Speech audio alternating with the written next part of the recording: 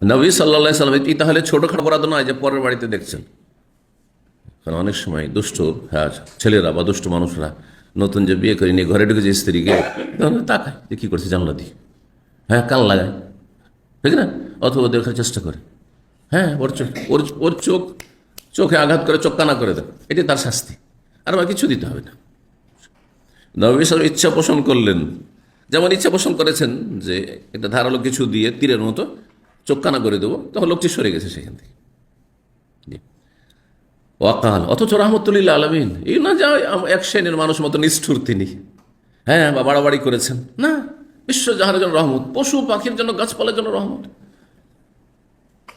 নবী সাল্লাল্লাহু আলাইহি ওয়াসাল্লাম বলেছিলেন তখন, ইন্নামা জুইলাল ইস্তিজান, অনুমতি তো নেওয়ার নির্দেশ এই জন্যই দেওয়া হয়েছে, মিনাজেল বাসার, দৃষ্টির জন্য। তো তুমি বাড়িতে ঢুকলেন না, গেটে আসলেন না, আর ছিদ্র দিয়ে তাকাইতে থাকলে যে স্বামী স্ত্রী বা ঘরের ভিতরে পুরুষ বা মহিলা কি করছে একটু দেখি, ভাবি কি করছে একটু দেখি, গোসলখানাতে একটু দেখি, ফাটল দিয়ে চোখ কানা করে দেন, চোখ কানা করে দেন, কিচ্ছু হবে না। এটা ইসলামিক স্টেটের বিধান।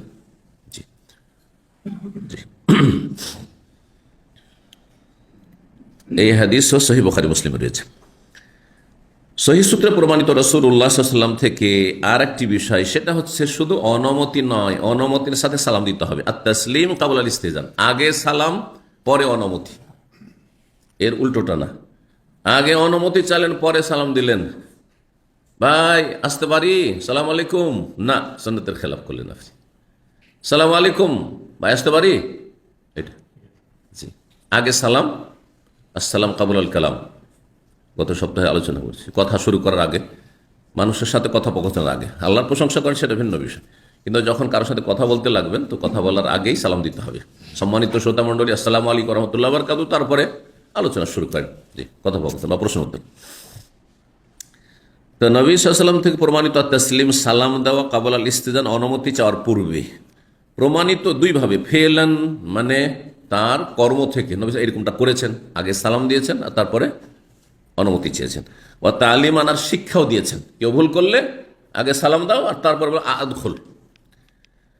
এই ক্ষেত্রে একটি হাদিস বর্ণনা করছেন, ওয়াস্তাদান আলী রাজুলুন, জনৈক ব্যক্তি নবী সাল্লাল্লাহু আলাইহি ওয়াসাল্লামের বাড়িতে এসে গেটে অনুমতি চাইলেন। ফাকাল্লা, ও জানতো না যেহেতু ইসলামিক আদব, সেই জন্য বলে আলেজো, আলেজো মানে আদখুলো, দখুল মানে যেমন প্রবেশ, অলুজ মানে প্রবেশ, তুলেজুল্লাইলা ফিন নাহারি ও তুলেজুন নাহারা ফিল্লাইল, আছে না,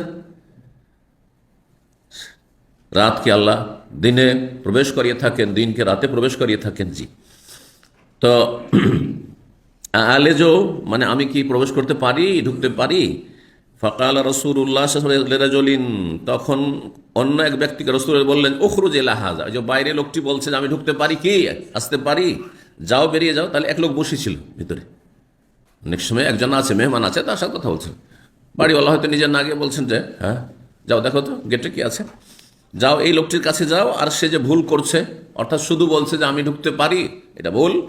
আল্লেমুল ইস্তিজান, ইসলামী অনুমতি নেওয়ার বিধান তাকে শিখিয়ে দাও, পদ্ধতি শিখিয়ে দাও।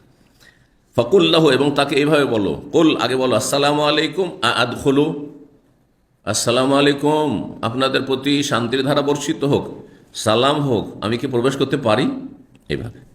ফাসামিআহুর রাজুল, যখন তাকে গিয়ে বলা হইলো তখন এই কথা শুনলো, অথবা নবী সাল্লাল্লাহু আলাইহি ওয়াসাল্লাম ভিতর থেকে বলছেন, তো সে শুনে ফেলেছে। ফাকালা যালিকা, তখন এইভাবে সে বলল আসসালামু আলাইকুম আদখুল, ফাআযানা লাহু, তখন নবী অনুমতি দিলেন। ফাদাখালা, তারপরে প্রবেশ করলেন ওই ব্যক্তি। জি, ওই ব্যক্তি প্রবেশ করছেন মানে সাহাবী, তাহলে সে। জি, এই হাদিস মুসনাদ আহমদ, আবু দাউদে রয়েছে, আল্লামা আলবানী হাদিসটিকে সহিহ বলেছেন।